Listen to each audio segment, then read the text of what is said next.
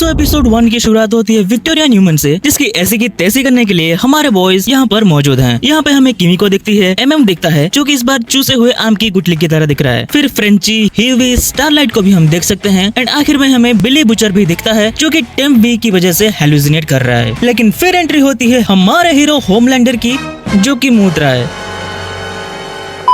फिर हम देखते हैं होमलैंडर उसके बेटे रायन को लेकर वहाँ पे पहुंच जाता है। वहीं पर न्यूमन की बेटी जोई भी मौजूद होती है। रायन और जोई आइसक्रीम खाने के लिए बाहर जाते हैं। वहाँ पे उनकी मुलाकात होती है बिली बुचर से। लेकिन वहाँ पे होमलैंडर पहुंचकर रायन को बताया जाता है कि बिली के पास जाने की जरूरत नहीं, उसको ट्यूमर है और वो 6 महीनों में मरने वाला है, तू अपने असली बाप के साथ चल। और वो दोनों यहाँ से चले जाते हैं। फिर हम देखते हैं पिछले सीजन में विक्टोरिया न्यूमन ने जो अपनी बेटी को कंपाउंड भी दिया था, तो भी वो बनी क्या है, मुंह में सांप पालने वाली औरत। और इससे वो बड़े ही खतरनाक तरीके से बहुतों को मार देता है और फ्रेंची और किमी को वहाँ से जैसे तैसे करके निकल जाते हैं। फिर हम देखते हैं न्यूमन वहाँ पर ह्यूई से समझौता करने के लिए आई है और यहाँ पे हमें उसकी और 2 एबिलिटीज के बारे में पता चलती है। I mean, उसके पास सर फोड़ने की पावर्स तो थी ही, उसके साथ ही साथ वो acid proof and bullet proof भी है। फिर हम देखते हैं जो रॉबर्ट सिंगर है वो CIA के लिए काम कर रहा है और वो न्यूमन को ठिकाने लगाना चाहता है क्योंकि उसे पता है कि न्यूमन एक सूप है। अब वो लोग ये काम MM को देते हैं जो कि फिलहाल द बॉयज का लीडर है। फिर उसके बाद हम एक नए कैरेक्टर को देखते हैं, इसको प्ले कर रहे हैं Jeffrey dean Morgan.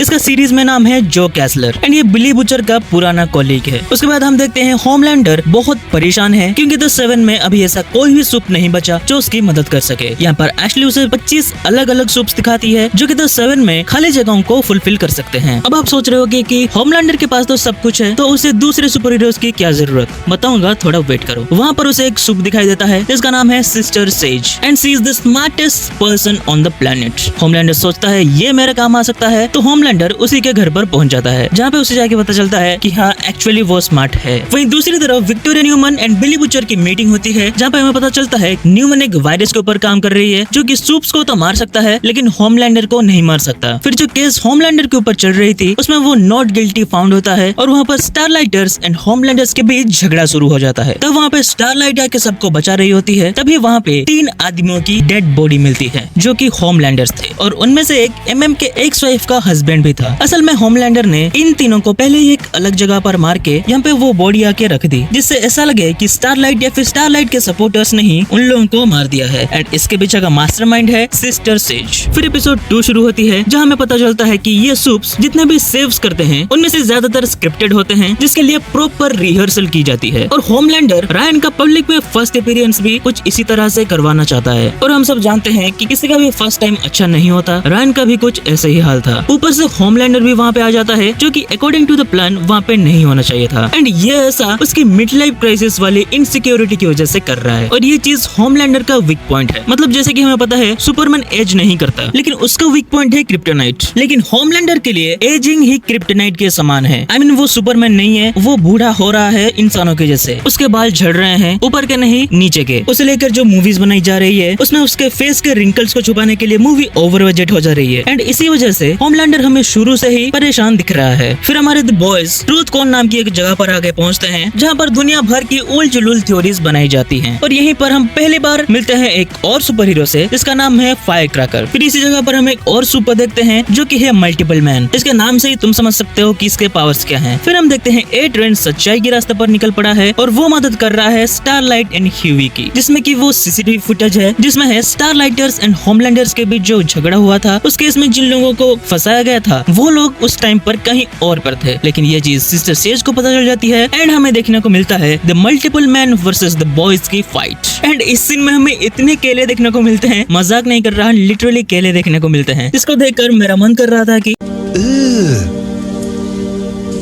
Brother, what's that?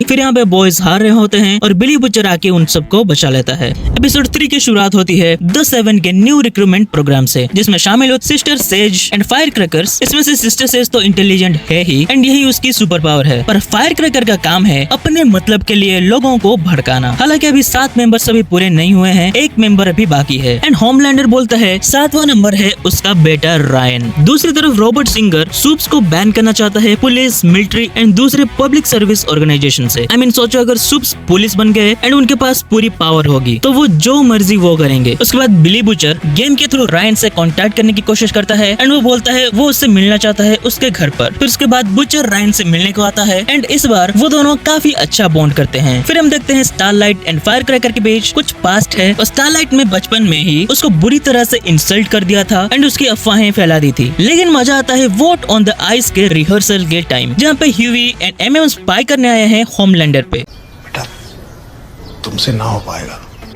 यहाँ पर Homelander and Sage Victoria Newman को ब्लैकमेल करते हैं कि जैसे ही तुम प्रेसिडेंट बनोगी तुम्हें सुप्स को स्पेशल पावर्स देने होंगे जो कि पुलिस वालों से भी ज्यादा पावरफुल होंगे और हर एक शहर में एटलीस्ट एक सुप तो होना ही चाहिए। अब इस टाइम पर ह्यूई जो कि एसी डक्ट के ऊपर है उसके नाक से टपकती है एक बूंद पसीना जो कि सीधे होमलैंडर के कंधों पर गिरती है और क्या होमलैंडर सूंघ लेता है और उसको पता चल जाता है कि ये ह्यूई है और वो हाथ धो के उसके पीछे पड़ जाता है। इसके चक्कर में उसने वहाँ पर रिहर्सल कर रहे सभी लोगों को मार देता है लेकिन ह्यूई को वहाँ से बचाता है एड्रियन एंड ये चीज एक तरह से एड्रियन के कैरेक्टर के प्रोग्रेशन को दिखाती है एंड इसी वजह से मुझे डर लग रहा है क्योंकि हम अक्सर ये चीज बॉयज में देखते हैं कि एक कैरेक्टर कुछ अच्छा कर ही रहा होता है कि होमलैंडर उसकी ले लेता है। फिर उसके बाद हम देखते हैं सेज को जो कि डीप को टीज कर रही है और उसके साथ वो इंटीमेट हो भी जाती है एंड उसी के साइड में हम देखते हैं एक रोड इसमें खून लगा हुआ है एंड मुझे लगता है कि सेज ने डीप के ऑक्टोपस को ही मार दिया है। एंड में हम देखते हैं होमलैंडर को जो कि अपनी मिड लाइफ क्राइसिस से जूझ रहा है एंड इसी के साथ होता है एपिसोड 3 का द एंड। जाते आते मुझे कमेंट में बताना कि आपको ये सीरीज कैसी लगी। मुझे ये सीरीज थोड़ी स्लो लगी एंड मैं एक्सपेक्ट कर रहा था कि एपिसोड 3 में तो कुछ ऐसा होगा ही जो कि बहुत बड़ा होगा लेकिन एपिसोड 3 में भी कुछ बड़ा नहीं होता। ये चीज थोड़ी सी डिसअपॉइंटिंग लगी। खैर आपसे मुलाकात होगी किसी और नई वीडियो में किसी और नए टॉपिक के साथ। तब तक के लिए